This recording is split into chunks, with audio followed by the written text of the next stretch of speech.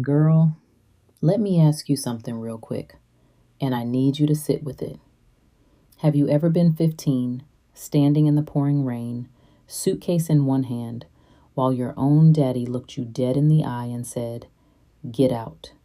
I don't need a sick daughter like you"? Huh? What would you do if your little sister's calculated lie got you erased from the family in one night, and 13 years later, you're standing on stage at her graduation as the keynote speaker, dropping truth bombs they never saw coming? Would you run? Would you cry? Or would you smile real polite and let the whole auditorium feel that shade? Mm-hmm. That's exactly what happened to me. My name is Nia Thompson, and honey, pull up a chair, fix you some sweet tea, 'cause Auntie Nia is about to tell you this story like we sitting on my porch in Atlanta right now, fans blowing and everything. This one got tears, family shade, church level drama, and an ending so full of healing it still got me thanking God every morning. You ready? All right, here we go. It was October, 13 years ago, Atlanta, Georgia. Storm warnings all over the TV. I was 15, sophomore at Northside High, the middle child of Reginald and Denise Thompson. On paper, we looked perfect. Daddy owned a big insurance firm downtown. Mama ran the PTA like it was her personal kingdom. Every Sunday, we sat front row at New Hope Baptist, matching outfits Mama picked out Saturday night. But every family got secrets, baby, and ours was loudest at the dinner table. My big brother Marcus was already in college, the golden son. And then there was Maya, my little sister, 2 years younger. Maya's tears could stop traffic. When I won first place at the regional science fair at 11, my water filtration project beat out 40 kids. I ran home with that blue ribbon, burst through the door yelling, "I won!" Mama hugged me quick. "That's wonderful, sweetheart." Then Maya walked in from dance practice, face red, crying about messing up her pirouette. Mama's arms left me so fast I almost dropped the ribbon. She knelt down. "Oh, baby, it's okay. You'll do better next time." I stood there holding my award. Nobody asked to see it. That was the pattern, honey. Maya needed more. Maya was sensitive. Maya required careful handling. I learned real quick how to celebrate quiet, need less, take up less space. By 14, I stopped showing report cards. Straight A's didn't compete with Maya's B- drama. When I got accepted to that full scholarship summer science camp, 2 weeks with actual researchers, Daddy barely looked up from his phone. "That's nice, Nia." Maya burst into tears. "Why does she get to go away? That's not fair." Mama squeezed Maya's shoulder. "Nia, maybe you could skip it this year. Your sister needs you here." I didn't go. They called it family unity. I called it learning to be small. But the breaking point was coming. Maya started testing how far she could push. She'd borrow my clothes without asking. When I said something gentle, she'd deny it with those big eyes. "I never touched your sweater." Even when it was on her bed. Mama would sigh, "Nia, don't start fights." Then $50 went missing from Mama's wallet. Maya said she saw me near the purse. I hadn't. I'd left for school early. Daddy called me into his study. "Did you take money from your mother?" "No, Daddy." "Maya says you did." "Maya's lying." His jaw tightened. "Don't accuse your sister." I lost my phone for a month and that science camp opportunity for the next summer. "We can't trust you with independence right now," Mama said. Maya watched from the stairs. When nobody was looking, she smiled. That stolen 50 was just practice. Maya was learning she could get away with anything. The lies got bigger. Broken vase? My fault. Failed test? I should have helped her more. Rumor at school that Maya cheated? I started it. I stopped defending myself. What was the point? They believed her tears over my truth every single time. By 15, I felt like a ghost in my own house, present but invisible, unless they needed somebody to blame. I started staying at the library, at school, anywhere but home. 2 more years till college. I could make it. I was wrong. That October, everything felt heavy. There was a boy in my AP chemistry class, Jamal. Nice guy, terrible at balancing equations. He'd asked for help a few times. That was it. Maya had a massive crush on him. She'd walk past my classroom just to stare, practiced writing Maya Thompson Walker in her diary. I saw it once. Tuesday, Jamal caught me at my locker. Hey, thanks for the help yesterday. You really saved me. I smiled. No problem. Maybe we could study together sometime? Sure. Library works. I turned and saw Maya 20 feet down the hall, face pale. That night at dinner, she barely spoke, pushed food around her plate. Mama kept asking if she was okay. Silence from Maya was always more dangerous than her tears. Friday, the storm hit hard. Rain started at 6. We ate in near silence, weather alerts buzzing on Daddy's phone. Maya still wouldn't look at me. After dinner, I went to my room, started English homework. Around 8, I heard crying downstairs. Maya, loud, heaving sobs. Daddy's voice sharp. Nia, get down here now. My stomach dropped. Maya on the couch, face buried in Mama's shoulder. Daddy by the fireplace, arms crossed, face red. Maya looked up, eyes swollen. For half a second, I saw something cold behind the tears. Then it was gone. Tell her what you told us, Daddy said. Maya's lip trembled. Why do you hate me so much? What? I don't hate you. Then why have you been spreading rumors about me at school, about me and Jamal, about me cheating, about me being a liar? My mind went blank. Maya, I never. Mama, don't lie to her, Nia. Maya pulled out her phone, showed a screenshot.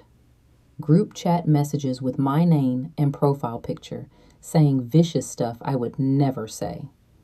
I didn't write those. Somebody's using my account. Daddy's voice cracked like thunder. Stop lying. And Jamal, Maya whispered. You knew I liked him. You've been flirting, trying to make me look stupid.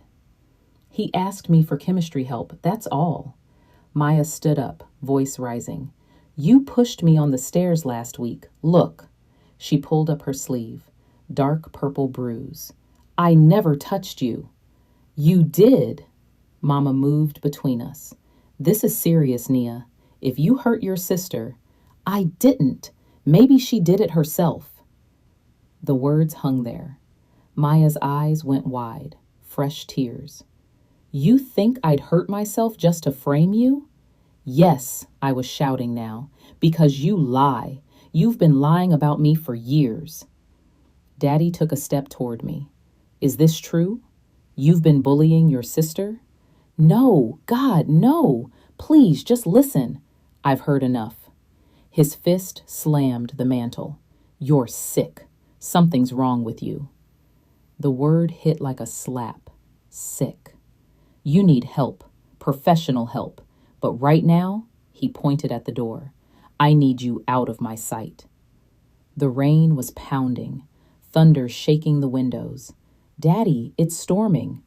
I don't care. Get out. I don't need a sick daughter like you in this house. Mama turned away, kept her arm around Maya. I grabbed my jacket, hands shaking so bad I could barely zip it. The door slammed behind me.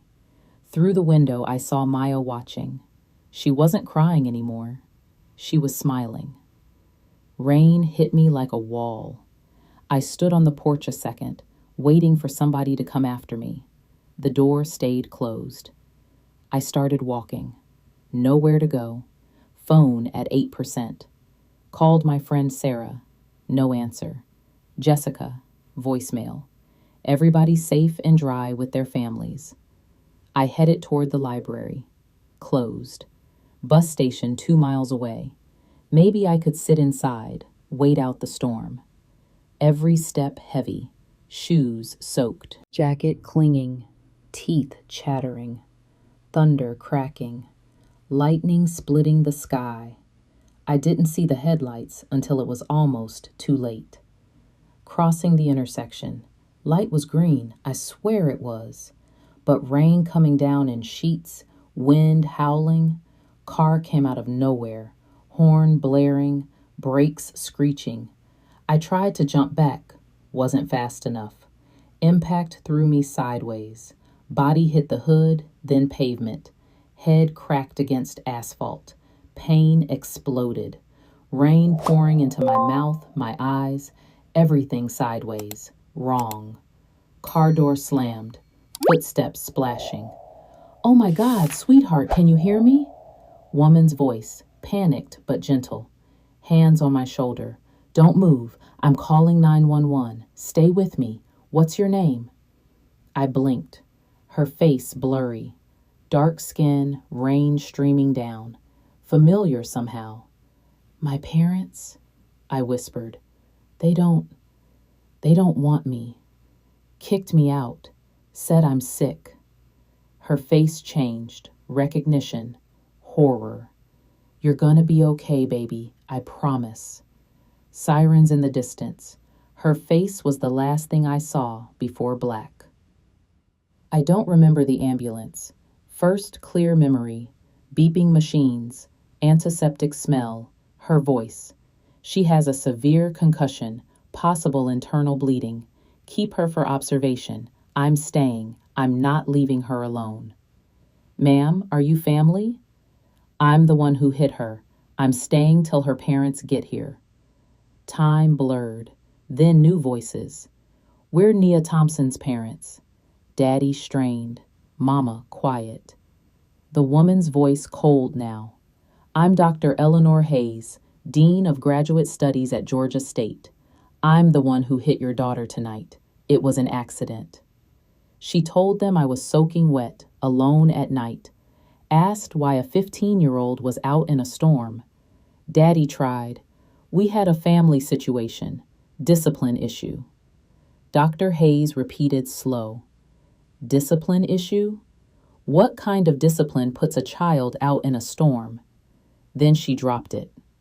Your daughter told me before she lost consciousness, her parents didn't want her anymore. Called her sick. Silence. Maya's voice small in the background. Nia's making that up. Dr. Hayes. She was barely conscious. She wasn't making anything up.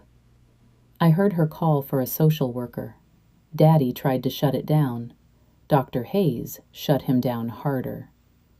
When I woke up 3 days later, my parents were gone.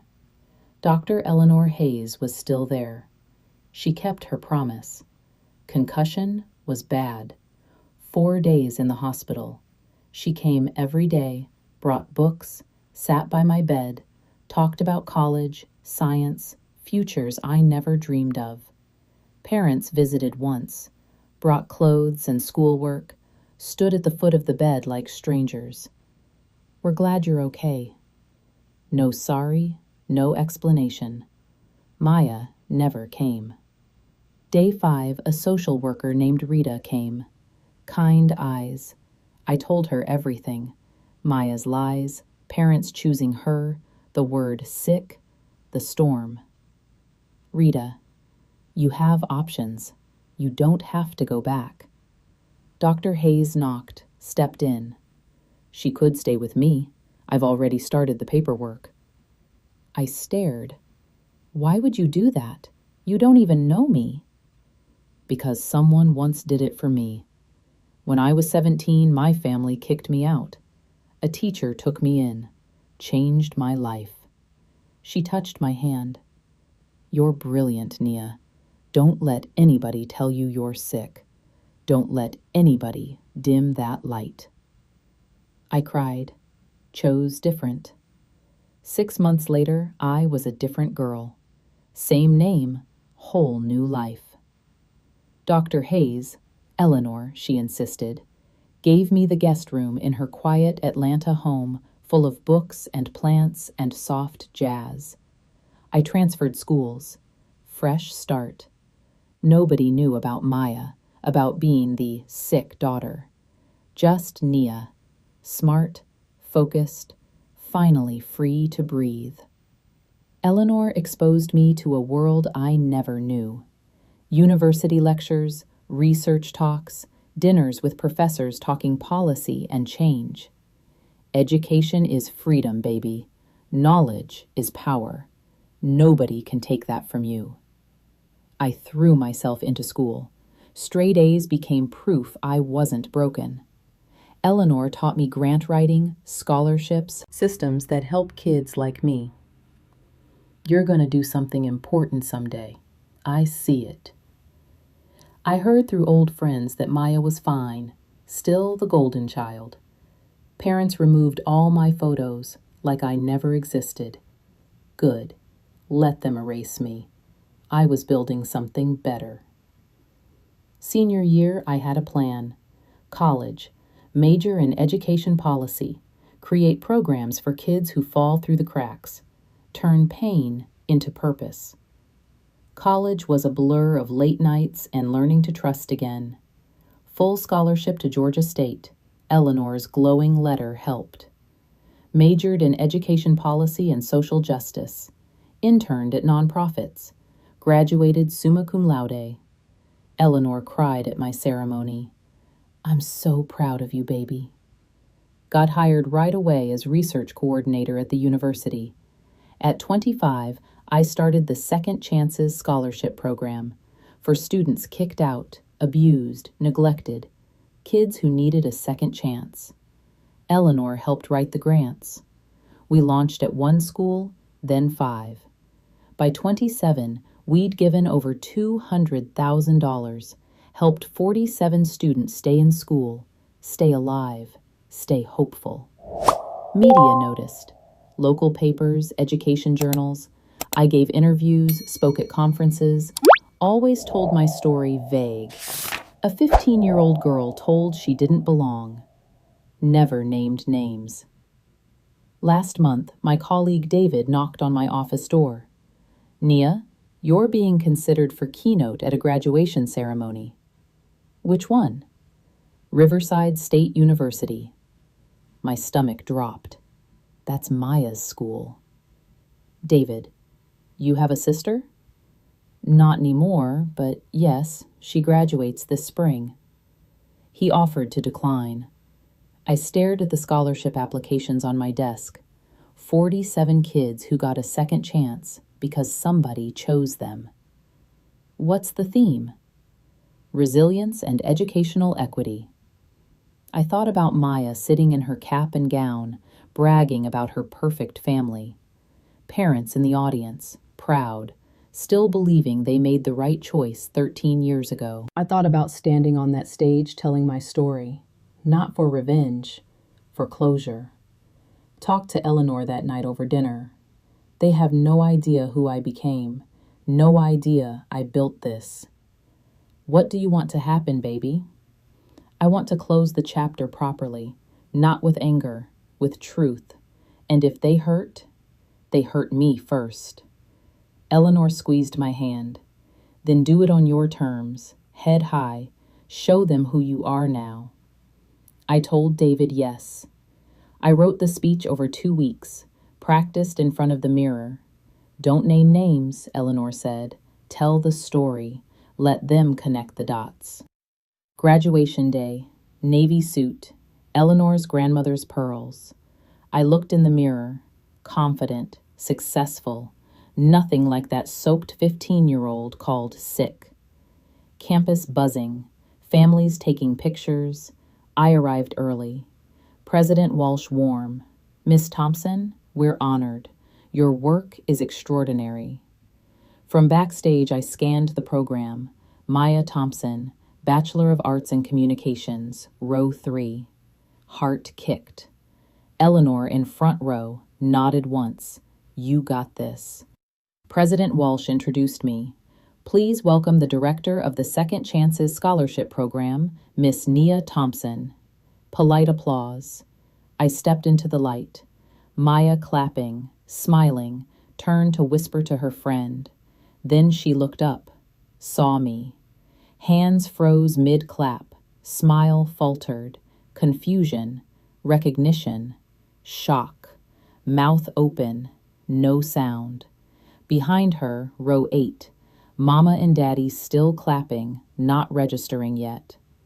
I reached the podium, adjusted the mic, looked out. Good morning. Thank you, President Walsh, for that generous introduction. Daddy's head jerked up. Mama's hand went to her chest. It's an honor to be here today. Today, I want to talk about resilience. What happens when you lose everything and find yourself anyway? Audience quiet. Let me tell you about a 15-year-old girl. She was told she didn't belong, that something was wrong with her, that she was too broken to keep. One night, in the middle of a storm, she was put out, told to leave, told she wasn't wanted anymore. Whispers rippled. She wandered alone in that storm. No phone, no money, no place to go. She was hit by a car, nearly died. Maya frozen, face white. But someone stopped. Someone helped. Someone saw potential where everyone else saw problems. That person became her family, her mentor, her mother in every way that mattered. I gestured to Eleanor. That 15-year-old girl was me. Auditorium went dead silent. Daddy stood halfway. Mama pulled him back down, both staring, mouths open. Maya looked like she wanted to sink through the floor. I'm here today because Dr. Eleanor Hayes didn't give up on me when my own family did. She taught me rejection isn't the end, it's a beginning. More whispers, students pointing, Maya's friends staring at her now. The Second Chances Scholarship was born from that night. It exists for students told they're not enough, dismissed, abandoned, cast aside. I looked right at Maya, eye contact. Because being rejected doesn't define you. What you do afterward does. Today, that scholarship has helped 47 students. My voice stayed calm. Students like the girl I used to be. I continued. I learned family isn't always blood. Sometimes it's choice. Sometimes it's the people who choose you when others walk away. You don't need everyone to believe in you. You just need one person who sees past the lies. Maya's face crumpled, shoulders shaking.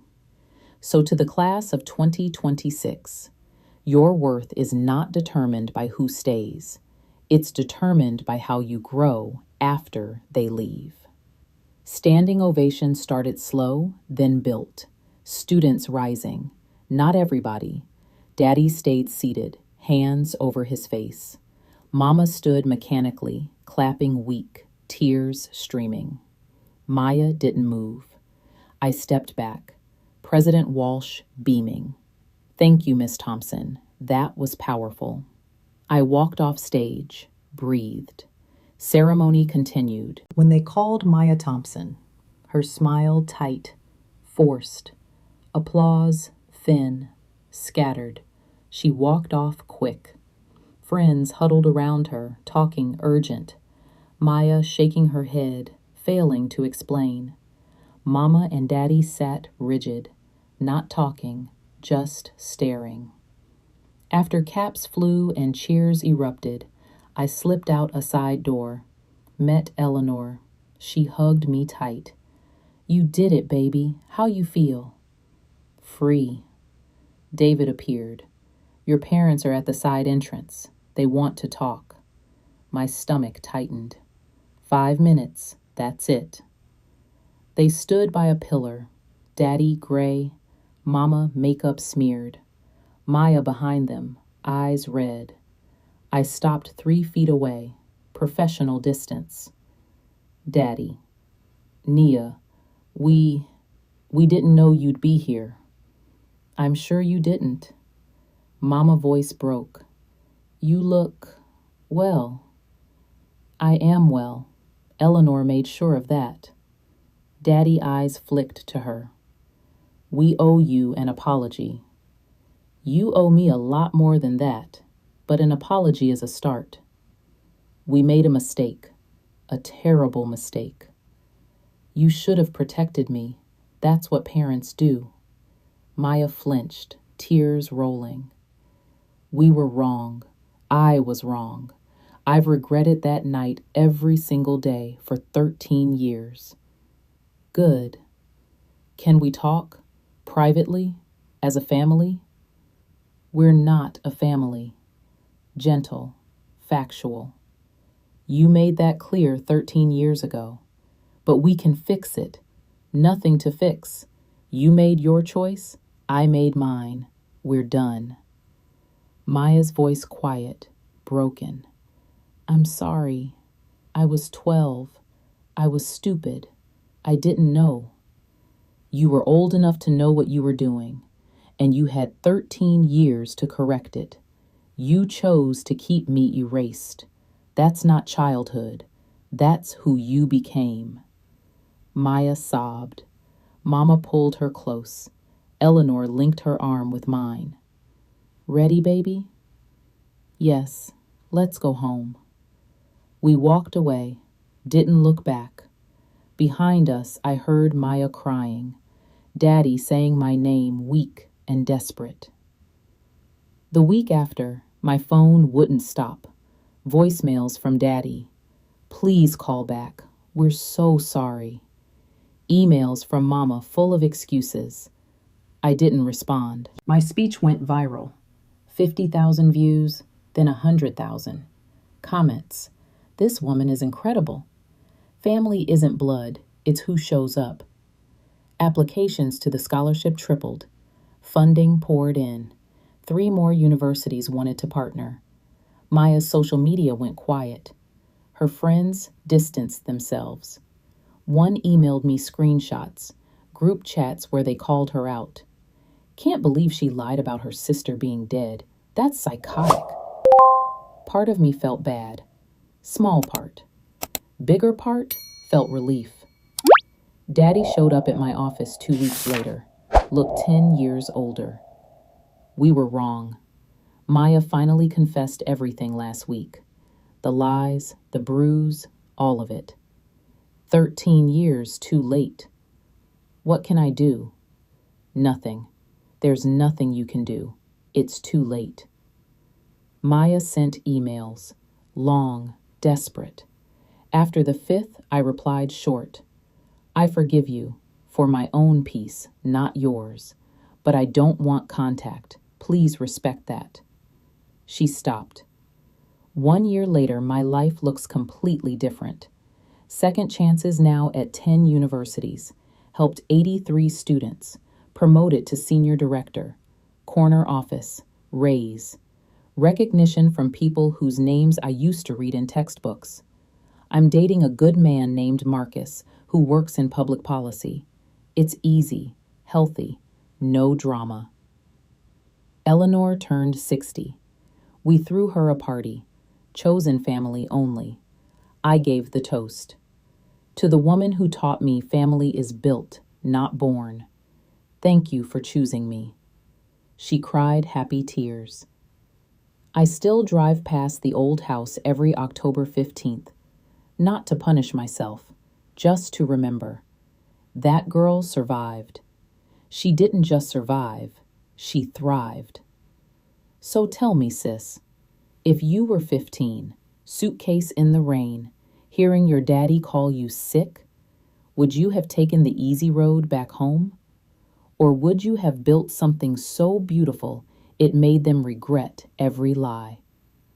Drop your answer in the comments. I read every single one, baby. If my story moved you, if it made you feel less alone, more powerful, hit that like button, subscribe, and turn on notifications. Bigger, deeper stories coming, full of shade, healing, Black women rising, and chosen family winning. Thank you for staying with me to the very end of this chapter. I love y'all for real. Next time, I'll tell you what happened when Maya tried one last desperate message. But that's another story. Until then, hold your peace, set your boundaries, build your purpose, and never, ever let anybody tell you you're too sick to be loved. I'll see you in the next one. Love you.